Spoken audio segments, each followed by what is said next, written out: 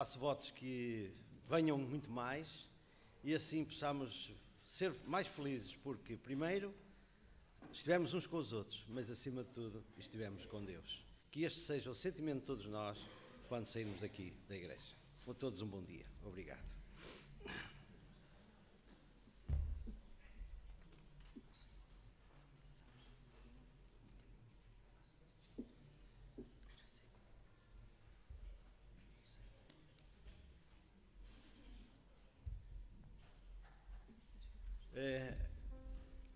Não anotamos o hino. Já agora, o hino, podem afixar o hino inicial, por favor? Exatamente. O hino número 1.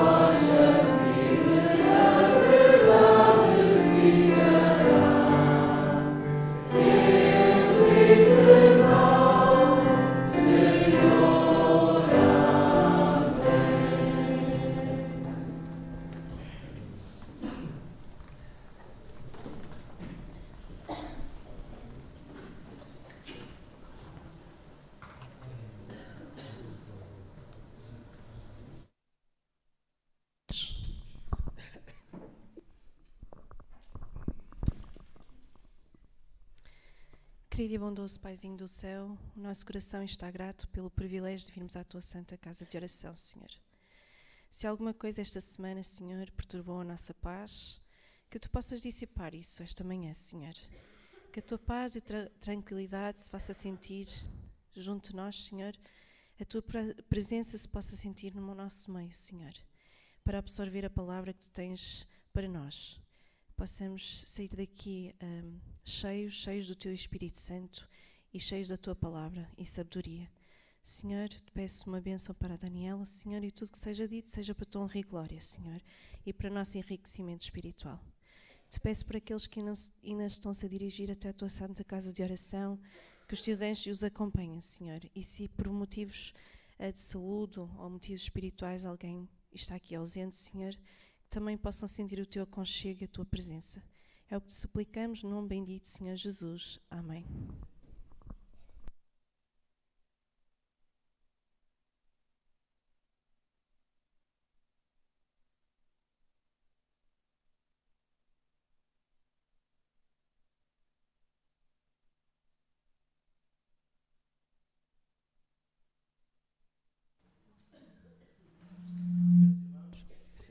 Como a maioria sabe, pelo menos aqueles que participaram na reunião administrativa do passado sábado, sabe que a Escola Sabatina de Canelas está em processo de renovação.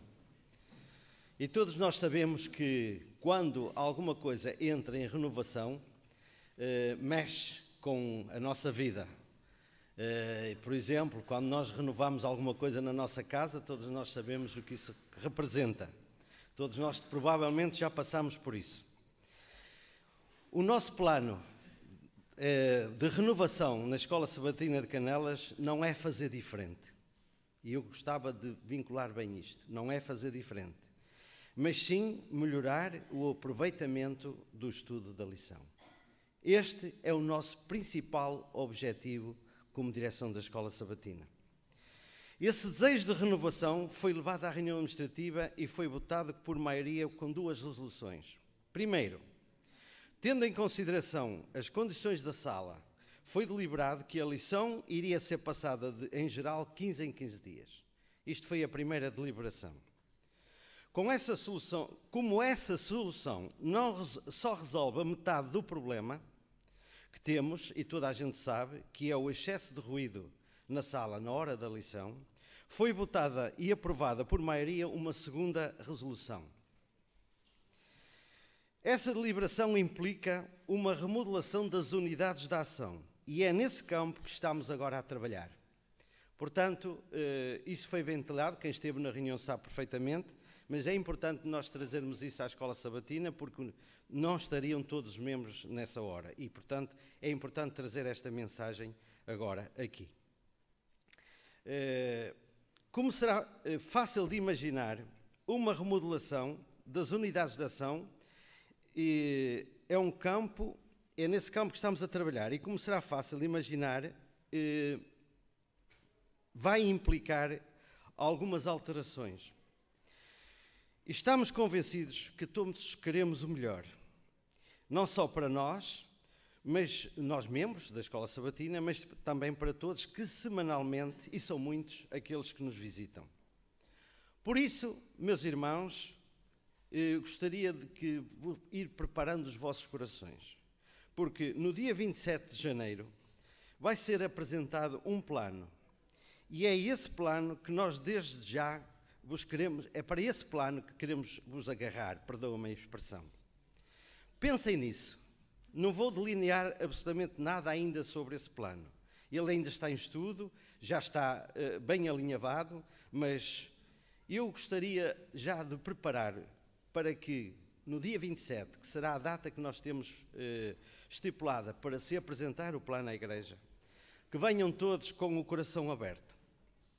Porque a Escola Sabatina, nós sabemos, ela é do Senhor, mas foi criada para o bem-estar de todos os seus membros. Portanto, meus irmãos, deixo este como que alerta, uma forma de vos mobilizar, porque é importante nós pensarmos seriamente nisto. É lógico que temos hábitos muito antigos. Esta igreja já é igreja desde os anos 50, portanto, já vai a caminho do século, já passou meio século, já vai a caminho do século. E, portanto, meus irmãos, meus amigos, membros da Escola Sabatina, é nesta ideia que eu vos deixo e pensando. Será importante todos nós colaborarmos, mas também vos digo, ficaríamos muito felizes que, ao fazermos essa nova experiência, todos chegássemos à conclusão que efetivamente valeu a pena. É este o pensamento que nós temos. É esta a forma que nós queremos para a Escola Sabatina. E, portanto, peço a Deus que todos nós possamos ter o coração aberto para essas alterações que teremos que fazer. Que o Senhor nos ajude e que, acima de tudo, com tudo que façamos, o nosso Deus seja honrado. Obrigado. Amém. Sem mais longas, nós vamos, neste mês, porque é uma situação especial, porque como estamos ainda a organizar toda a Escola Sabatina, vamos passar à lição. Este mês irão ser todas as lições passadas em geral. Portanto, hoje é a Daniela que vai ter essa responsabilidade. Vamos colaborar com ela, como é normal, numa lição em geral. Quem quiser intervir, faça o favor de ser objetivo, que o seu pensamento seja enriquecer a lição, seja enriquecer a todos nós, para que ela assim tenha tempo o suficiente para poder explanar a lição. Portanto, meus irmãos, a todos um bom sábado, acima de tudo, a todos uma boa lição da Escola Sabatina. Até já e obrigado.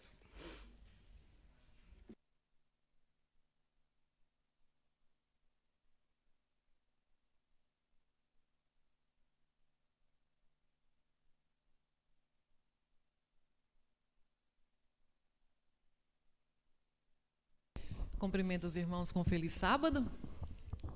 Louvado seja o nome do Senhor por nos conceder vida, saúde e oportunidade de reunirmos para adorar e glorificar o nome dele. Como o irmão Joel disse, eu quero que toda a gente sinta-se à vontade para participar, mas levante a sua mão para que o microfone chegue até você, para aí as pessoas que estão lá em casa possam também ouvir a sua participação. Eu vejo, eu quero, eu pego. Eu poderia mudar esse título e eu colocaria assim: eu vejo, eu quero, eu compro. Não é verdade? Todo esse trimestre eu achei de uma providência divina maravilhosa. A cada trimestre Deus tem nos mandado lições e mensagens que têm enriquecido muito a nossa vida espiritual. Mas esse, sobretudo, ele é muito prático. Ele é algo que nos mexe na nossa vida de uma forma direta e de uma forma prática e envolve muito tudo aquilo que nós vivenciamos no nosso dia a dia. Por isso a importância de estudarmos essa lição, mas não só de uma forma leve, mas de uma forma profunda. E eu queria aconselhar aos membros da Escola Sabatina que adquiram, se aqueles que não tiverem, o livro Conselhos sobre Mordomia, da irmã Ellen G. White.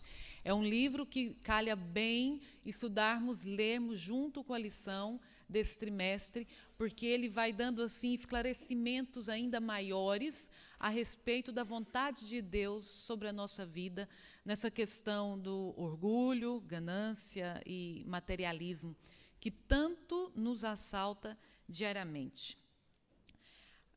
O início da lição, ele começa com o irmão White nos dando dicas a respeito da estratégia do inimigo. E eu, ao ler essa estratégia, eu pensei, como Deus é maravilhoso e tem misericórdia de nós. Porque, além de nós termos a Bíblia, o Espírito de Profecia, aquilo que o irmão White disse, nos deixa ainda com mais detalhes do mundo espiritual do qual nós não vemos, mas que existe. E essa estratégia dele era o quê? Fazei com que se preocupem mais com o dinheiro do que com a edificação do reino de Deus. Isso é ele falando junto com os seus anjos. Porque toda pessoa egoísta e cobiçosa cairá no nosso poder e finalmente se separará do povo de Deus. Então, quando a gente vê que há alguém que pensa isso de mim, de você, nos reflete o quê? Nos faz pensar o quê? Eu tenho que tomar providências. Eu tenho que pensar no que fazer para não cair nessa armadilha. Porque aqui está descrito que ele vai fazer isso, que ele quer me envolver com riquezas e com situações dessa vida para que eu distancie mais daquilo que é o reino de Deus. E a gente vai ver mais para frente o que é o reino de Deus. Então, eu queria fazer uma pergunta e aqueles que se sentirem à vontade respondem. Se ele pode incitar isso no nosso meio, porque o objetivo de Satanás é o povo de Deus, é aqueles que se consagram, aqueles que buscam a conhecer a palavra de Deus. Então, o objetivo dele é pegar nessas pessoas. Será que ele tem, então, o poder de nos oferecer riquezas e a gente tem como ficar rico? Ele pode nos dar essa como é que fala? Essa oportunidade de ter riquezas? O que os irmãos acham? Sim ou não? Sim. E aí, o que aconteceu no século 50, onde começou devagarzinho o movimento da teologia da prosperidade? Começou nos Estados Unidos. E o que eu descobri dessa pessoa que veio trazendo essa revolução no meio evangélico, que é a teologia da prosperidade, é de que ele estudou com espiritualistas. Ele teve ali um tempo da vida dele, onde ele estava ali, ele era metodista, onde ele, eu esqueci agora o nome dele, onde ele aprendia com misticismo misturado com o evangelho. Então, você vê que, claramente, quando a gente estuda a raiz da questão, aonde surgiu a teologia da prosperidade, o porquê que ela existe, você vê que o Satanás está também por trás dela. E o que era? Eles pegavam nos versos bíblicos da Bíblia, onde fala que Deus te abençoa se você for fiel, pegava só nesses, não é? e fazia com que as pessoas pensassem que quanto mais elas dessem, quanto mais fé elas tinham de dar aquilo que elas tinham, né, posses materiais, mais Deus ia dar para elas em troca. Pegando a Bíblia e apresentando para as pessoas como um contrato. Isso parece um contrato que se faz com Deus. Eu te dou tanto, mas olha, eu quero mais que isso. E, de repente, nos anos 80, isso foi crescendo, outros pastores também foram adquirindo esse conhecimento, e aí se tornou nacional a ideia, e foi também para outros países, e a gente vê hoje claramente, talvez você conheça pessoas que foram enganadas com essa mensagem, que tem por trás o inimigo de Deus. Porque Jesus, ele foi pobre, ele nasceu pobre. Isso tem tanta divergência com aquilo que essas pessoas pregam, na verdade. E ele foi tentado, e uma das suas tentações, qual foi uma das suas tentações? Eu tudo te darei. Ora para essas coisas aqui, eu tudo te darei. E ele o quê? Negou. Ele negou, porque o objetivo dele não era esse. Não é? O objetivo dele era mostrar para as pessoas o reino do céu. Glória e riqueza ele já tinha. E o que o filho, e eu fico pensando, mas o que é essa experiência de Jesus ter negado serve para nós hoje? É a gente pensar que a gente pode sim abrir mão de muita coisa que pode nos afastar de Deus, porque o nosso reino não é daqui, como não era de Jesus. E que se nós queremos riquezas e glórias, tem muito, muito prometido para nós quando Jesus voltar. E que eu tenho que vigiar para que, mesmo eu me esforçando e ganhando dinheiro de uma forma legal, de uma forma sincera, de uma forma idônea, isso pode me afastar de Deus se eu não estiver atento de que aquilo que eu estou ganhando, que Deus está me dando a oportunidade de ter, é para eu repartir. É para eu repartir. Por isso que Deus, mais uma vez, querendo cuidar dos seus filhos, dos enganos que existem nesse mundo e dos perigos do materialismo e prosperidade, ele instituiu no meio do seu povo os dízimos e as ofertas. Porque isso ajuda com que o ser humano seja disciplinado em dar, em repartir, em pensar no outro, em pensar na obra que deve ser feita, a pensar que aquela oferta que eu dou todos os sábados vai para alguém que precisa, para alguém que está pregando lá do outro lado do mundo, ou até mesmo no nosso país. Isso tudo vai o quê? Mexendo com a gente e transformando o nosso caráter, a nossa personalidade, da qual, para onde nós estamos indo e queremos ir, será. É um mundo onde serve-se, é um mundo onde dar. Não é um mundo onde eu tenho, eu quero, eu posso. A Bíblia ela é um livro de promessas, sim. E Paulo, para terminar essa questão da teologia da prosperidade, nos deu um exemplo dos irmãos de Macedônia maravilhoso, onde ele fala lá em 2 Coríntios, no capítulo 8, que os irmãos de Macedônia, estando em extrema pobreza, eles fizeram o quê? Eles deram. Foram os que mais deram para o avanço do Evangelho. Que coisa maravilhosa. Isso mostra que raro são as pessoas que, quando se tem dinheiro, pensam em dar. Porque o dinheiro ele nos envolve de uma forma de que, quanto mais eu tenho, mais eu preciso. E também ele vem com essa outra rasteira que talvez se eu der amanhã eu não tenho. Então você fica agarrado nele. Não pensa assim, eu vou dar, porque Deus pede que eu dê. E se eu precisar amanhã, Ele vai me dar. Esse deve ser o pensamento daqueles que têm dinheiro. Não é, eu tenho isso aqui de lado e alguém precisa, e se eu tirar eu vou precisar. Não, eu tenho isso aqui de lado, se calhar eu tenho de lado, porque Deus um dia me deu oportunidade para colocar ao lado, para hoje eu estar aqui e poder dar, poder ajudar, poder comprar, fazer e acontecer para o outro. Só que nós passamos trimestre por trimestre, lição por lição, estudando assuntos que nós já sabemos, assuntos que nós conhecemos. E aí eu me pergunto, por que, Senhor? Porque ainda não há prática. Porque ainda não há vivência disso. Então nós estamos aqui, ainda lendo, ainda estudando, o Senhor ainda exortando, o Senhor ainda trabalhando no nosso coração sobre assuntos que nós sabemos que são muito, muito maus na vida do cristão. E tudo isso, essa questão do materialismo e ter dinheiro e tudo, ela vai fazendo com que nós, e isso nós estamos falando para nós, dentro aqui do povo de Deus, não é lá fora, irmãos, é isso que as pessoas querem. Lá fora é eu trabalho, eu tenho, eu junto, é para mim, pronto. Não estamos falando deles, nós estamos falando daqui, de nós. A preocupação que a lição traz nessa semana é com o povo de Deus.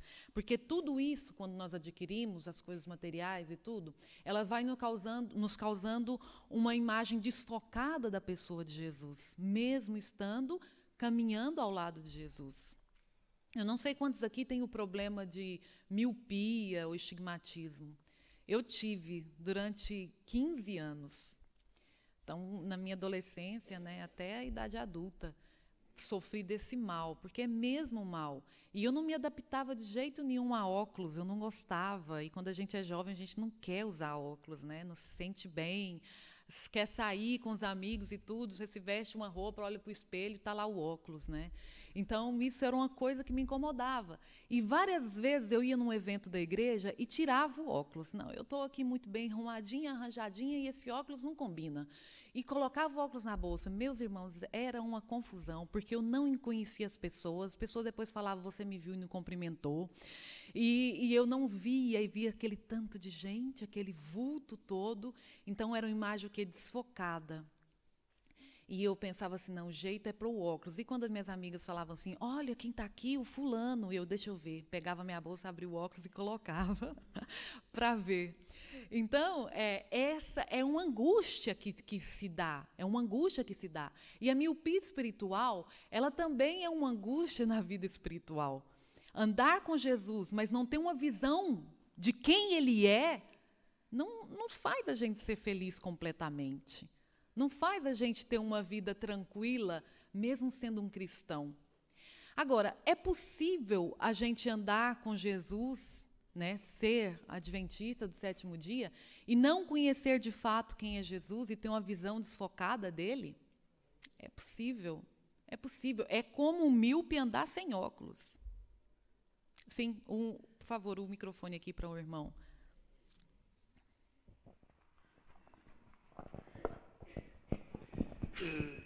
Só queria dizer o seguinte,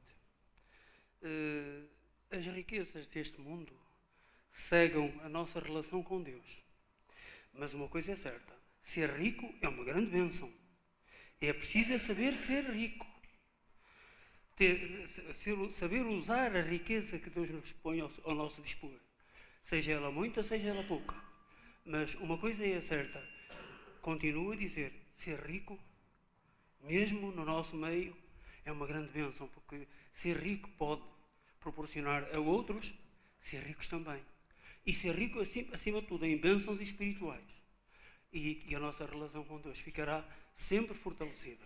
Esse realmente é o pensamento que eu tenho acerca das riquezas deste mundo.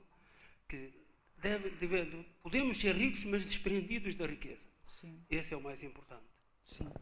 E uma forma de ser rico e ser desprendido, né, do que o dinheiro pode fazer na minha vida é eu ter uma disciplina de dar. Né? Eu só queria falar sobre os cuidados deste mundo, que Jesus fala em Mateus 3:22, mas os cuidados desse mundo, quando ele fala, sufocou a semente, que é a palavra de Deus. Então, ele está falando de alguém que conhece a Deus, não é? Que tem ali dentro, mas sufocou. Eu logo pensei, será que isso afeta só o rico ou pode afetar também aquele que é pobre? Por favor, tem alguém ali que quer participar? Sim. Acerca disso, eu queria contar uma experiência que ouvi esta semana e que acho que vem precisamente a esse ponto.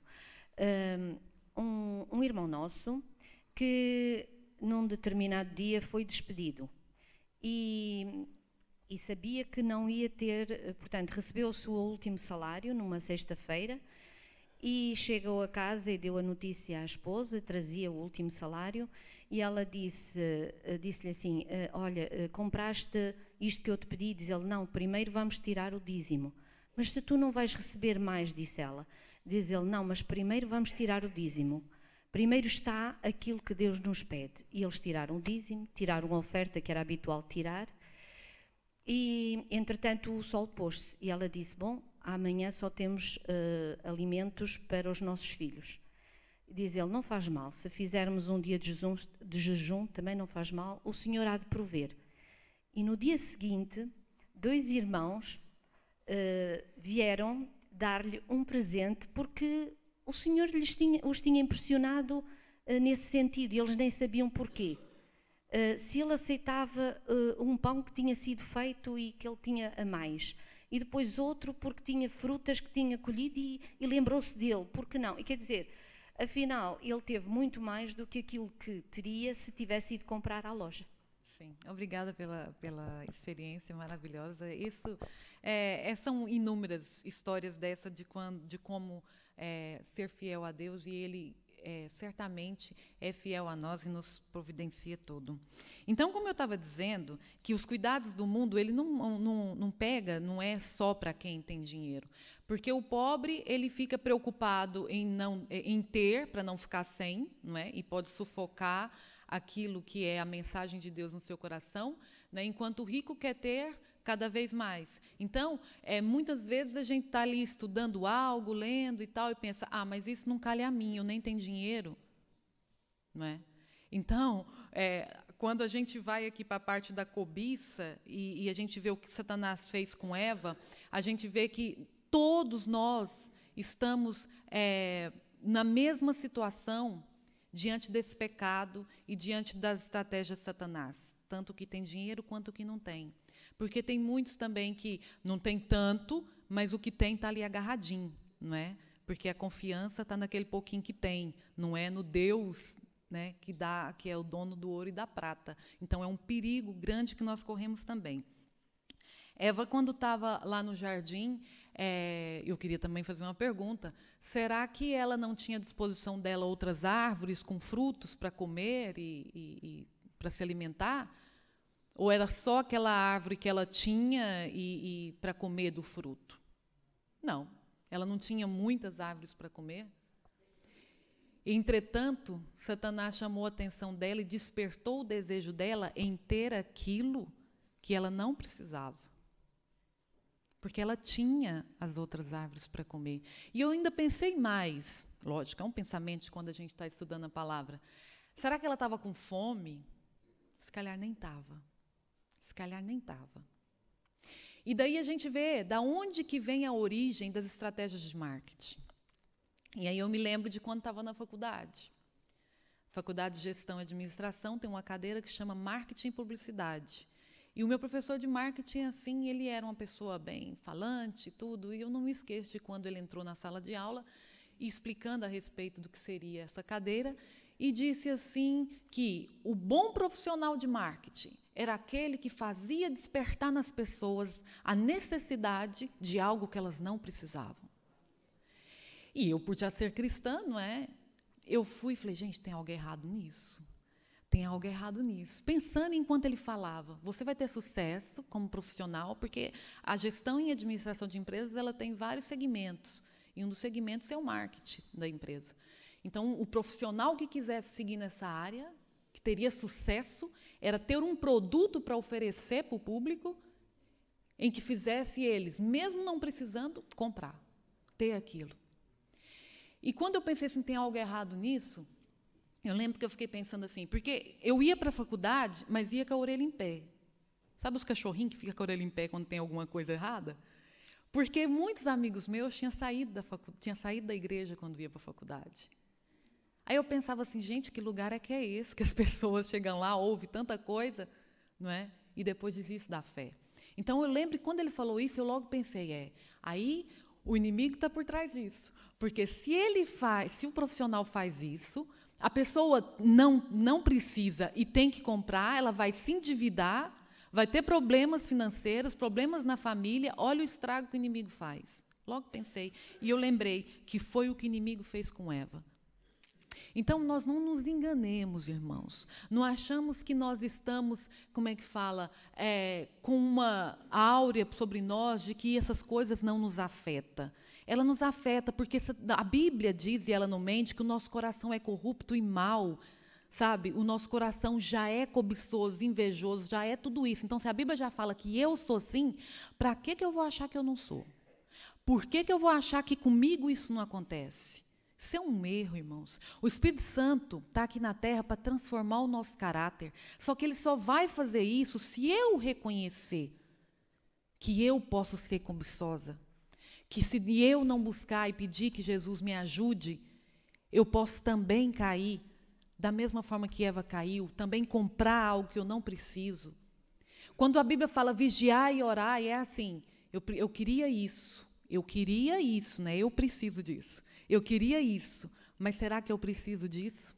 Alguém lá atrás quer, por favor, irmão. Muito bom dia e obrigado pela oportunidade. Eu só queria fazer 2 ou 3 lembranças do perigo de estar agarrado às riquezas. Porque, se for com bom sentido, não é pecado ser rico. Agora, se o coração estiver na riqueza e não em Deus, as coisas complicam-se. Se eu pensar que ter muito dinheiro é uma bênção de Deus, estamos perdidos. Não há saída. Não é uma bênção de Deus para aquilo que a irmã tem vindo a dizer. Eu aprecio muito a sua forma de apresentar a lição, gosto imenso, mas hoje corremos riscos muito sérios, porque nós temos um adversário que está a usar não só a riqueza, como muitas coisas que se fazem, que se praticam e se fabricam nesta terra, para destruir também os adventistas do 7º dia. Claro. Há muita forma. Irmãos, eu não me canso de dizer isto. Primeiro, nesta área da riqueza que mal administrada. E a segunda é haver um senso de todas as pessoas que entram neste lugar e que procuram este lugar para estar na presença de Deus, que pensassem bem que encontro e a que horas temos esse encontro e com quem. Eu vou repetir uma coisa que já disse. Eu fico pasmado quando olho para a televisão e vejo os partidos da extrema-esquerda que nunca andam de gravata nem de fatinho para ir à presença de um homem que se chama Presidente da República. E apresentam-se ali a horas, todos encanadinhos, bem vestidos, estão à presença de um homem que se chama o chefe da nação, o maior da nação. E nós, quando vimos à presença de Deus, irmãos, não importa a hora que chegamos, não importa a hora como nos vestimos, não importa a hora em que nos comportamos neste lugar. Porquê? Porque não temos noção nenhuma do encontro que vamos ter aqui neste lugar. Esta é uma advertência das muitas que é preciso de vez em quando lembrar. É preciso reeducar para vermos que nós precisamos de ser administrados por Deus em tudo. Hoje estamos a falar no dinheiro, é verdade, eu concordo. Mas não se esqueçam, irmãos, que eu tenho procurado, quando tenho dinheiro, ajudar, principalmente os meus primeiro, e depois aqueles que estão necessitados. Amém. Irmãos, esta é a minha missão. E esta é a minha forma de estar aqui. E eu queria agradecer muito esta lição que veio numa hora extraordinária, em que o mundo pensa, e a Igreja também, de que ter muito é uma bênção que o Senhor nos deu. Cuidado com o inimigo. Nós temos um inimigo terrivelmente feroz e agressivo. E eu volto a aconselhar, leiam, por favor, a mensagem à igreja de Laodiceia. É para nós, é para a última, é para a sétima. Leiam, por favor, o que é que lá diz. Tu pensas que és rico, que não tens falta de nada, e tu não sabes. Pensem muito nessas palavras, meditem. Sim, obrigada. E depois respondam. Obrigado. A ganância e todos esses outros sentimentos de cobiça e tudo, ele pode começar devagarzinho e ir crescendo no nosso coração.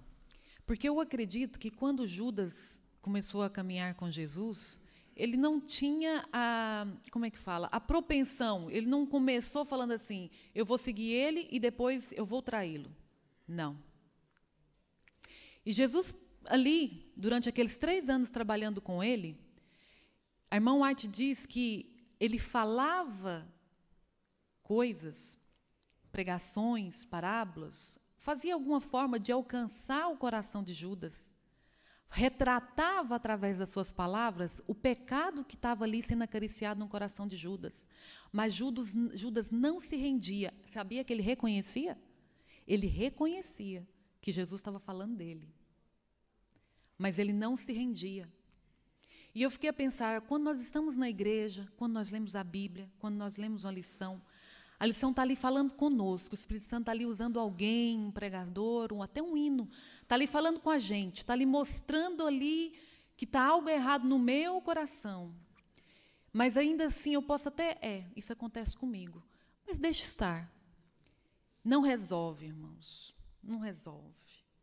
Nós precisamos reconhecer diante de Deus, eu sou invejoso, eu sou cobiçoso, eu sou ganancioso, muda-me, Senhor, senão eu não vou estar contigo no céu. É isso que nós devemos fazer. Só reconhecer, saber que tem uma propensão, não adianta nada. Porque você vai continuar na igreja, anos, vai crescer, ser adolescente, jovem, adulto, idoso, e aquilo é perigoso, que é o mais provável, só crescer, esses sentimentos. O que foi que aconteceu com Judas? E nós sabemos o fim dele. Então, quando nós conhecemos a Jesus, assim como uma criança, né, a criança começa a desenvolver. Nós começamos a desenvolver também, mas a desenvolver o quê? Frutos do Espírito. Mas a gente tem que querer. Tem que ser uma vontade. Como o salmista Davi fala assim como a corça anseia por água, o meu coração anseia por ti, Senhor. Então, você vê que quando você está com sede, você quer muito água é um desejo muito intenso.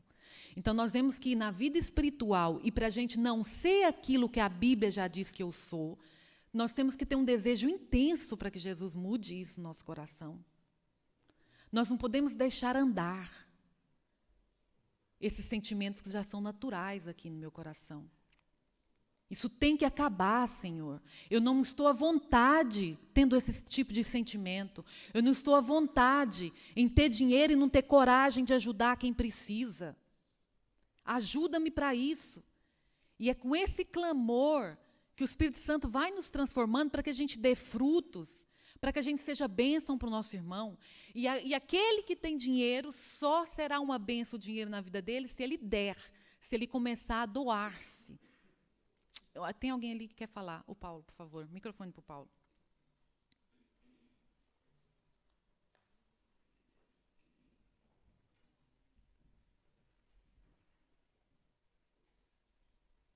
Estavas a falar na miopia espiritual e no exemplo de Eva e de Judas. Eu também me lembrei de mim. Judas não tinha necessidade de conhecer a Jesus. Ou seja, a conclusão que a lição me leva a ter é que os nossos sentidos andam a reboque do livre-arbítrio que Deus nos deu. E estes dependem do domínio próprio que nós temos. Ou seja, o supérfluo, a insatisfação, andam de certa forma de braço dado com o desejo. E o desejo contrasta com o título do outro mensário, mordomia. O que é mordomia? Sinónimo de temperança. Judas teve a oportunidade, ela não é, também fala nisso, que ele teve quase, mas não chegou lá. Ou seja, bateu no teto, mas não passou. E o fim dele foi aquele que tu disseste, enforcou-se, porque ele reconheceu que afinal Jesus tinha razão. E depois de ter tudo na mão, viu que afinal aquilo realmente era supérfluo e que a culpa era mais pesada que as moedas que ele teve.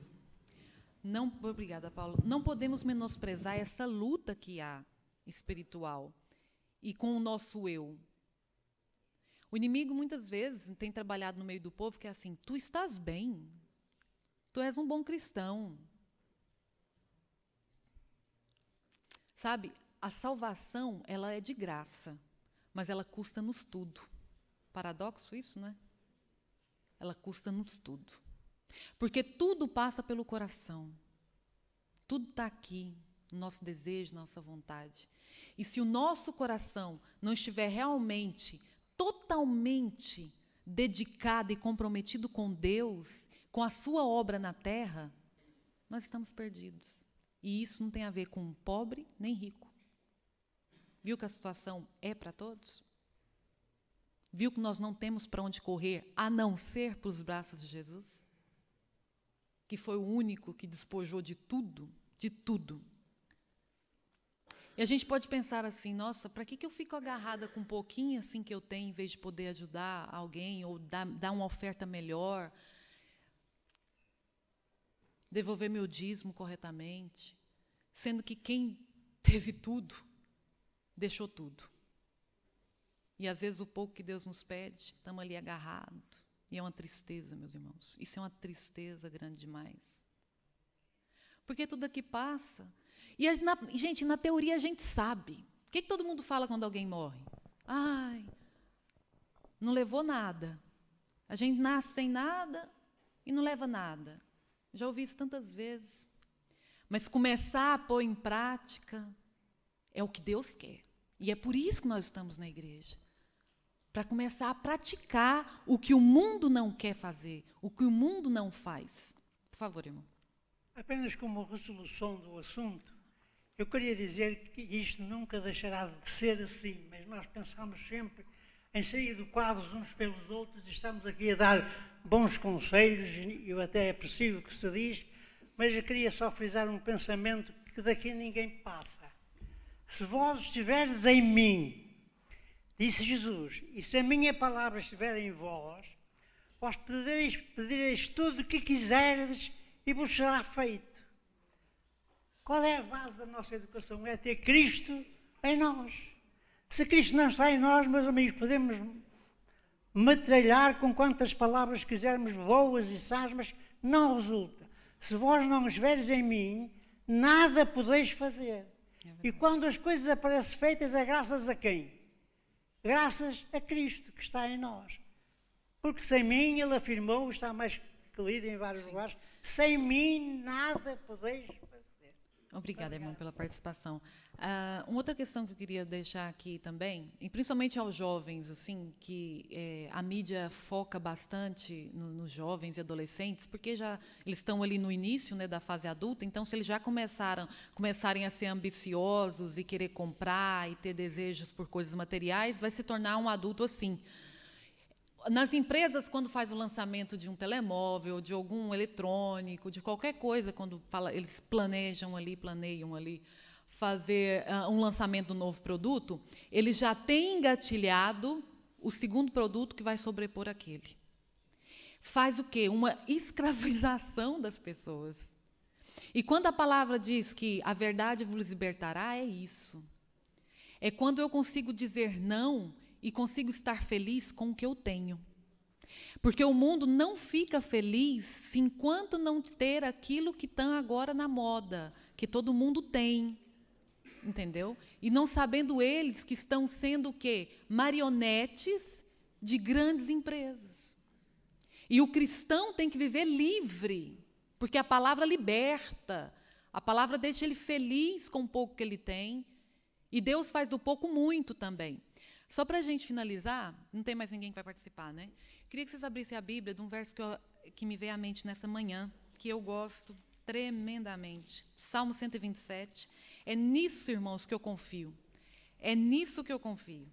Salmo 127, no verso 2. Sobre os cuidados da vida, sobre estarmos preocupados com amanhã, sobre desejar qualquer coisa que para nós não é possível, lembre-se sempre desse verso de Salmo 127, verso 2. Inútil vos será levantar de madrugada, repousar tarde, comer o pão que penosamente granjeastes, mas aos seus amados ele dá enquanto dorme. Para que eu vou me preocupar?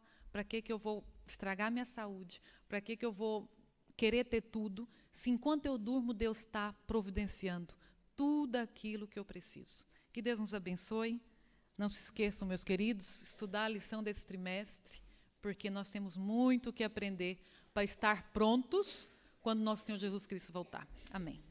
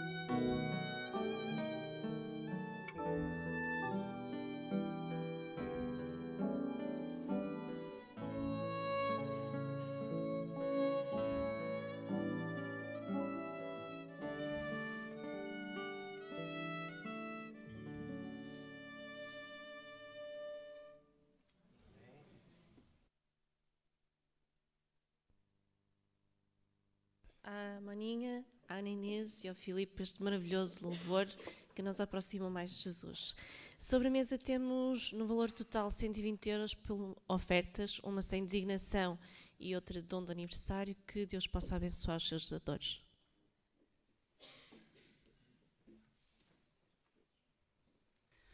Bom dia a todos os irmãos, a todas as irmãs.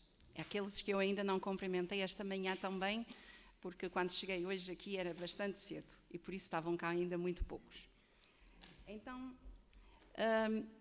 eu faço parte, já sabem, do Ministério Pessoal, mas antes de entrar propriamente no assunto que me traz aqui, eu gostaria de falar de duas pessoas. Primeira, o nome Julián Melgoza, eu não sei se há aqui alguém que já ouviu falar neste nome. Certamente que sim. Mas eu conheci este nosso irmão, vai agora fazer 18 anos em junho, porque no ano 2000, o Julián Melgoza escreveu um livro que se chamava Sem Stress. E esse livro é um livro que tem muitos assuntos dentro desse tema, sobre stress, ansiedade. Fala no fim do livro, fala muito sobre alimentação, dá conselhos e pelo livro fora vai tendo alguns testes para a pessoa se avaliar a ela mesma.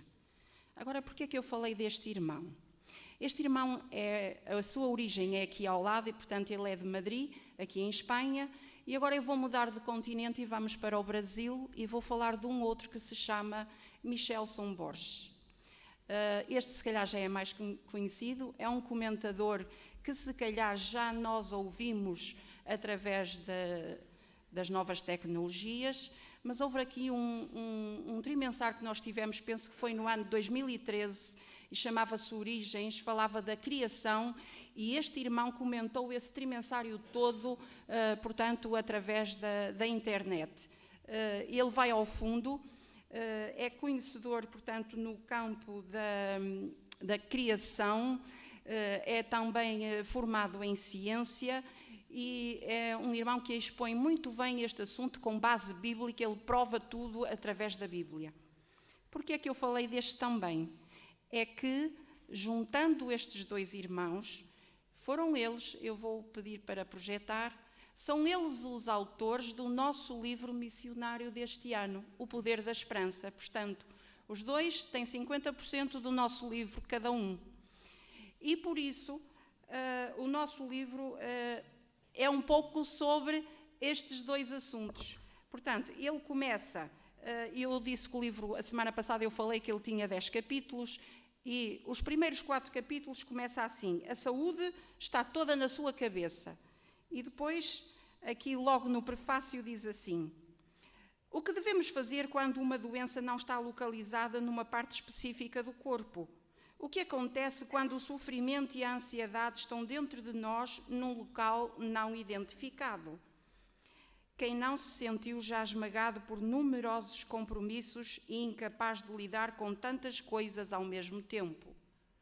Quem não teve já sentimento de culpa e lutou contra uma dependência?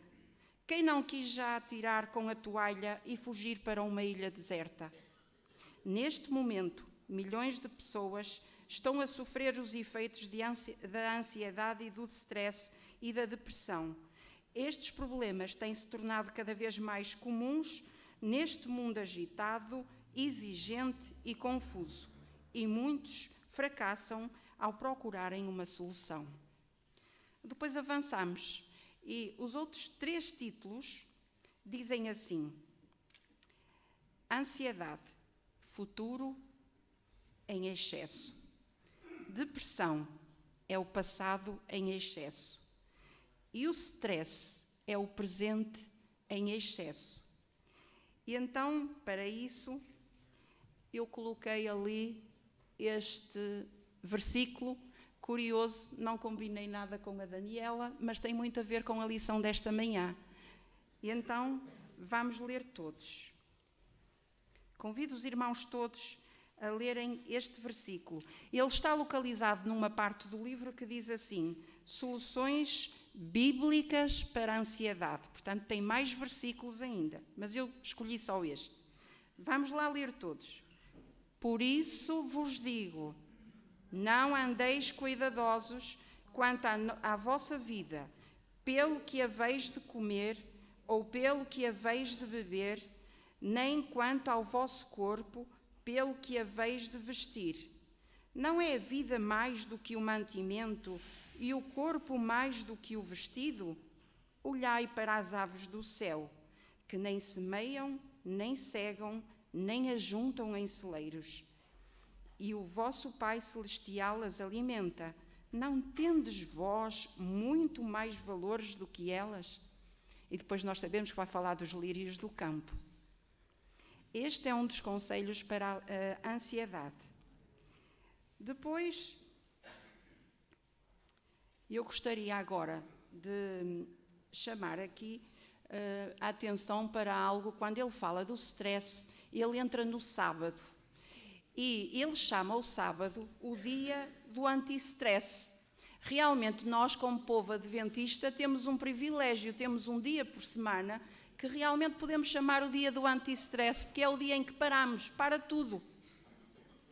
E o livro diz assim: hoje podemos dizer que ao obedecer ao 4º mandamento, estamos, na verdade, a melhorar a nossa qualidade de vida e a evitar o stress.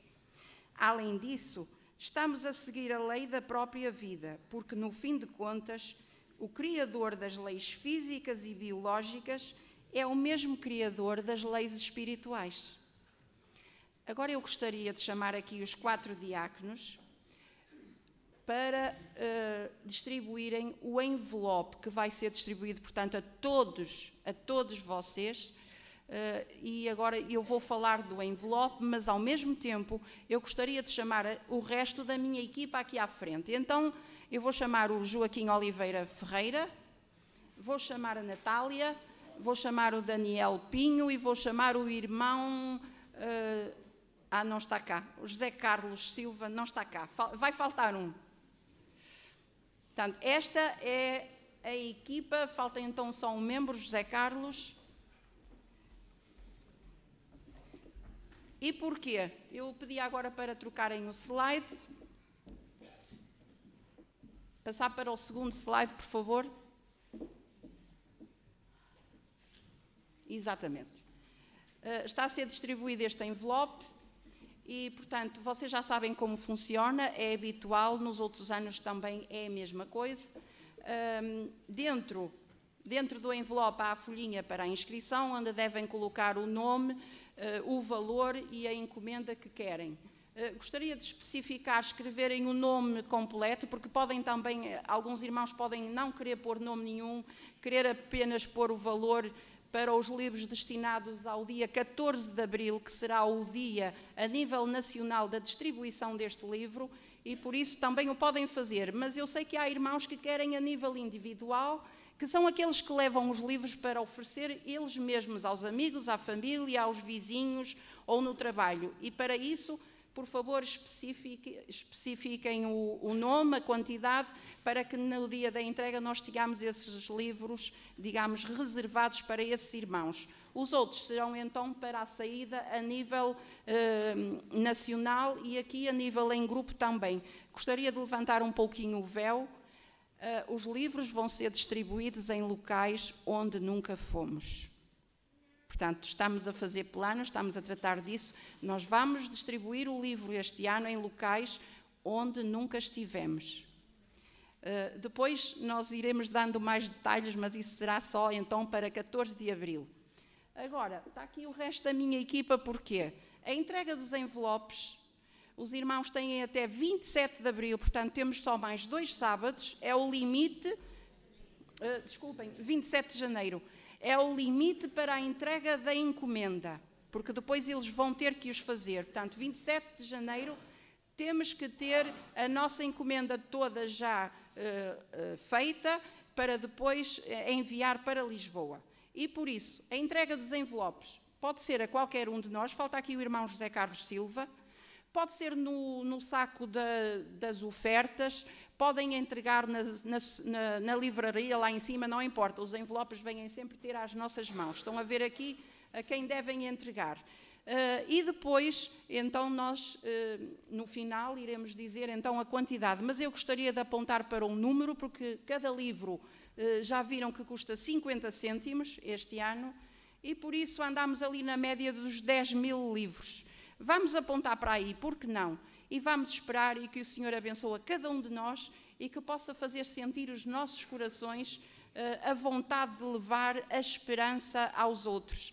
E eu gostaria de terminar com um versículo e convidava os irmãos a abrir a Bíblia em Romanos 15, versículo 4. Eu sei que algumas traduções talvez não tenham a palavra esperança, mas a minha tem. Diz assim, Romanos 15, 4. Pois tudo o que outrora foi escrito para o nosso ensino foi escrito, para que pela paciência e consolação das Escrituras tenhamos esperança. Então que cada um de nós possa ter a vontade de levar esta esperança também aos outros. E isso vai ser feito através do livro missionário. Para a semana irei dar mais algumas pistas do que está dentro deste nosso livro, porque realmente ele está feito de uma forma muito, muito interessante. Obrigada a todos. Só quero dizer só 2 palavras. Tivemos aqui como equipa. O sucesso desta equipa depende de vocês. Obrigado. Obrigada.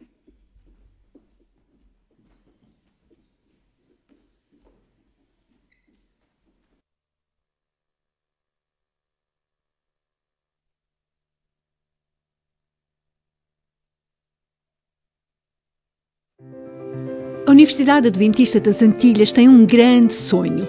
Os professores e os alunos querem construir um centro de influência com um centro evangelístico suficientemente grande para servir a comunidade e prestar culto a Deus. Há mais de 50 anos que eles têm este sonho. Localizada em Mayagüez, no Porto Rico, a universidade está rodeada por montanhas cobertas de árvores com vista para o Atlântico. Fazendo parte dos Estados Unidos, Porto Rico é um destino turístico popular e um reconhecido paraíso no Mar das Caraíbas. As pessoas são simpáticas e gostam de dedicar tempo a uma boa conversa. Entre os 5 milhões de habitantes, os adventistas do 7º dia encontram formas criativas de comunicar esperança ao desenvolverem relacionamentos, e uma das plataformas mais eficazes para isso é a educação adventista. A Universidade Adventista das Antilhas é a única instituição de educação superior que a Igreja tem no país. Estudantes de várias culturas vêm de todos os lugares para viver e estudar aqui. Há pelo menos 22 países representados. Os membros da Igreja estão orgulhosos do trabalho da Universidade na formação de missionários. Sun Fleet estuda enfermagem nesta universidade. Aqui ela estuda o corpo e como cuidar dele. Mas também aprende sobre um criador inteligente, autor do incrível funcionamento interno do corpo humano. Através de amigos adventistas e de programas religiosos, Sun Liz tem tido a oportunidade de explorar as questões espirituais por ela mesma.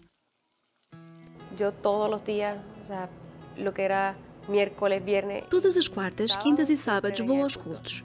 Nunca faltei a nenhum. Eles têm me ajudado muito.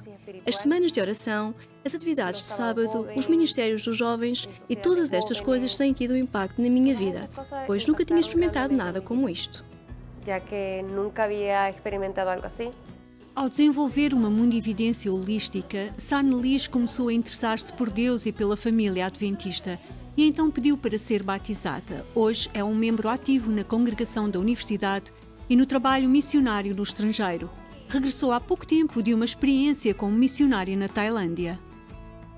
Apesar do seu principal papel em fomentar a comunidade, a universidade ainda não tem instalações para as várias atividades evangelísticas deste grupo. Desde o início que a construção de um centro evangelístico tem sido um sonho muito acalentado por esta comunidade.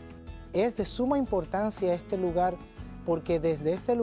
Este lugar é muito importante porque haverá formação para centenas de jovens que virão como pastores e missionários para trabalhar não só em Porto Rico, mas também na América do Norte, na América Latina e no mundo. Mas também aos Estados Unidos, a Latinoamérica e ao mundo completo. É necessário neste momento É necessário ter este santuário para o Senhor, para que haja líderes que levarão as boas novas do Evangelho a cada canto do planeta. Quando estiver terminado, este edifício terá capacidade para 1000 pessoas e poderá ser usado para os serviços da Igreja. Servirá também como centro de formação missionária e ensinará tanto adultos como crianças. Este trimestre, uma parte da sua oferta do 13º sábado ajudará a construir este centro de influência e centro evangelístico tão necessário na Universidade Adventista das Antilhas. Muito obrigada pelo seu apoio à Missão Adventista. E para concluir, vamos terminar cantando o hino 503, Deixa-me Contigo Andar, primeira e última estrofe.